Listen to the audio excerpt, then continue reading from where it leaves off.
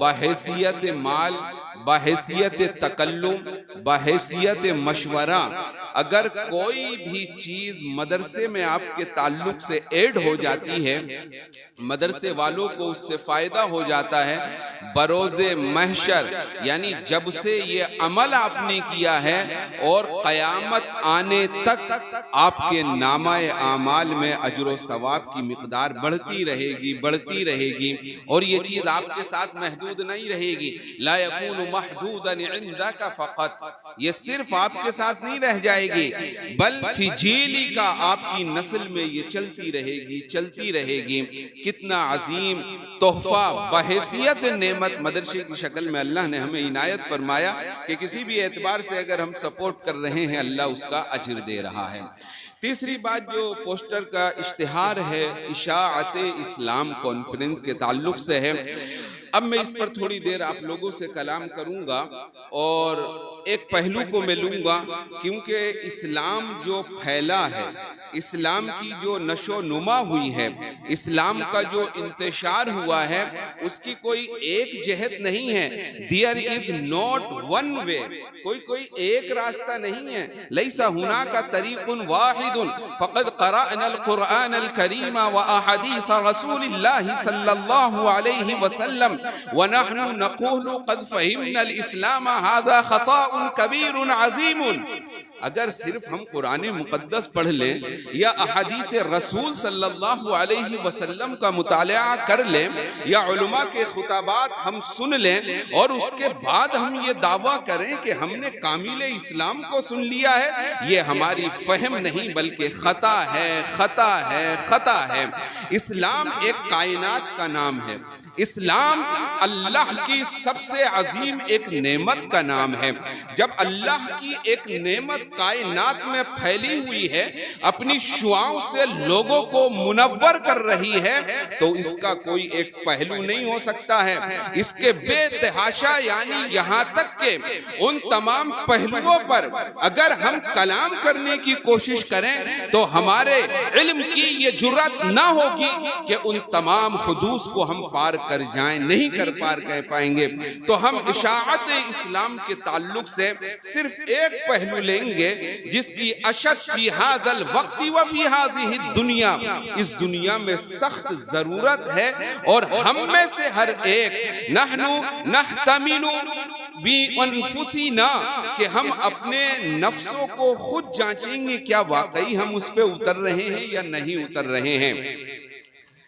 اسلام اخلاقیات سے پھیلا ہے، اسلام تعلیمات رسول سے پھیلا ہے، اسلام بھائی چارگی سے پھیلا ہے، اسلام تعاون سے پھیلا ہے، اسلام مدارس کے سپورٹ سے پھیلا ہے، اسلام مساجد کے قیام سے پھیلا ہے، اسلام مارکہ جہاد سے پھیلا ہے، اسلام مارکہ کربلا سے پھیلا ہے، اسلام شہدائے کرام کی جان گنوانے سے پھیلا ہے، اسلام اصحاب صفہ سے پھیلا ہے، اسلام تعلیم محمدی صلی اللہ علیہ وسلم سے پھیلا ہے، اسلام صحابہ کرام کے اپنے اعمال رات دن خدمت سے پھیلا ہے۔ تو میں کون سے پہلو پر گفتگو کروں گا، کیونکہ موضوع تو اتنا وسیع دے رکھا ہے کہ پوری رات نہیں بلکہ صبح قیامت تک روز جلسے ہوتے رہیں، اسلام کی حقانیت کو ہم اپنے خطبات میں بیان نہیں کر سکتے ہیں۔ جو اسلام کی وسعت ہے، اس کا معیار ہے، اس کا تقدم ہے، اس کا عروج ہے، ہم اسلام کو ایزیلی لائٹلی اس لیے لے لیتے ہیں، ہم اسلامی گھرانوں میں پیدا ہوئے ہیں۔ اسلام کی اہمیت پوچھنی ہے تو سرکار فاروق اعظم سے پوچھئے، اسلام کا مقام پوچھنا ہے تو سیدنا امام حسن و حسین سے پوچھئے، اسلام کا معیار دیکھنا ہے تو حضرت علی رضی اللہ تعالی عنہ کی زندگی کو دیکھئے۔ آپ بھی شہید ہو گئے، آپ کے اہل خانہ بھی شہید ہو گئے، آپ کے بیٹے بھی شہید ہو گئے، یہ اسلام کے پھیلاؤ اور اسلام کی شعاؤں کی ایک جھلک ہے۔ تو ہم نے جو ان تمام چیزوں میں ایک پہلو لیا ہے اور اس کا تعلق ہے اخلاق سے۔ حینما سئل عن عائشہ رضی اللہ تعالی عنہا ما ہوا اخلاق رسول اللہ صلی اللہ علیہ وسلم، جب حضرت عائشہ رضی اللہ تعالی عنہا سے کسی نے سوال کیا تھا، یا عائشہ رضی اللہ تعالی عنہا یا امہات المؤمنین، ہمیں آپ یہ بتا دیجئے کہ ہمارے نبی صلی اللہ علیہ وسلم کے اخلاق کیسے تھے، ان کا بات کرنے کا انداز تکلم کیا تھا، ان کا لوگوں سے میل جھول کرنے کا معاملہ کیا تھا، ان کا بچوں پر شفقت کرنے کا انداز بیاں کیا تھا، ان کا کھانا کھانے کا طرز انداز کیا تھا، ان کے لبہائے مبارک جب کھلتے تھے تو پھول کس انداز میں جھڑا کرتے تھے۔ یہ تمام سوالات آپ سے معلوم کیے گئے۔ حضرت عائشہ رضی اللہ تعالی عنہ نے بیان کیا کہ میں اس کو کس پہلو سے بیان کروں، میں اس کو کس پہلو سے بتاؤں؟ کیا اخلاقیات رسول پر میں کلام کروں؟ کیا اللہ کے رسول صلی اللہ علیہ وسلم کی گھریلی زندگی پر میں بات کروں؟ کیا اللہ کے رسول صلی اللہ علیہ وسلم کی تربیت اولاد پہ میں کلام کروں؟ کیا اللہ کے رسول صلی اللہ علیہ وسلم کی اعتماد فی الدین جو علم روشن ہو رہا تھا اس پر میں کلام کروں؟ کیا اصحاب صفہ کو جو ٹارگیٹ پیغمبر اعظم نے دیا تھا میں اس پہ کلام کروں؟ جب حضرت عائشہ رضی اللہ تعالی عنہا اس تمام خاکے کو اپنے کلام حسن کے اندر پیرو نہ پائیں تو آپ نے ارشاد فرمایا خلقہ القرآن، کہ میرے نبی کا اخلاق کامل قرآن ہے، کامل قرآن ہے۔ نعرہ تکبیر، نعرہ رسالت، نعرہ غوثیت، مسلک اعلی حضرت۔ تو اللہ کے رسول صلی اللہ علیہ وسلم کی جہت کاملہ، اور میں یہاں پر جہت کاملہ بھی نہیں کہوں گا، جہت کاملہ اللہ یعرف ولا یعرف سوا، اللہ کے علاوہ کوئی دوسری ذات ہے ہی نہیں دنیا میں جو ذات رسول صلی اللہ علیہ وسلم کو جان سکے کہ آپ کون ہیں۔ یہ تو لوگوں کا حد تدارک ہے، حد علم ہے۔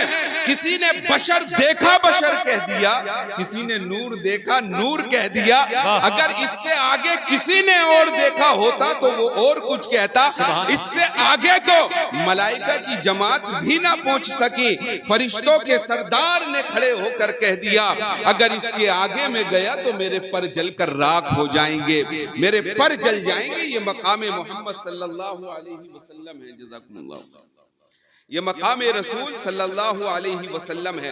تو آپ نے فرمایا اخلاق دیکھنا ہے تو ہمیں پیغمبر اعظم صلی اللہ علیہ وسلم کا دیکھنا ہوگا۔ یہ بات آپ سمجھیے۔ اب میں ایک ہلکی سی جھلکی آپ کو دکھاتا ہوں کہ اسلام کس انداز میں بذریعے پیغمبر اعظم صلی اللہ علیہ وسلم ہمیں ملا۔ ہم تو بائی برن مسلم ہیں نا، مسلمانوں کے گھروں میں پیدا ہوئے، ہم نے کہہ دیا ہم مسلم ہیں، بات ختم ہو گئی۔ ہم نے تو اسلام کا دائرہ اتنا شارٹ کر رکھا ہے، ہم نے تو اسلام کی جو حدود ہیں، جو باؤنڈری ہیں، انہیں اتنا لیمیٹیڈ کر رکھا ہے، اور وہ حدود ہیں کیا؟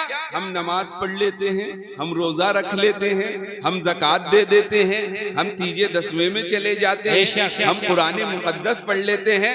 نحن نظن اصبحنا مؤمنا کاملا، بس اتنا سمجھ کر ہم سوچتے ہیں کہ ہم کامل مسلمان ہو گئے، ہمارے سروں پر کوئی ذمہ داری نہیں ہے۔ غلط ہے، غلط ہے۔ یہ ضرورت آپ ہے، ضرورت دین ہے۔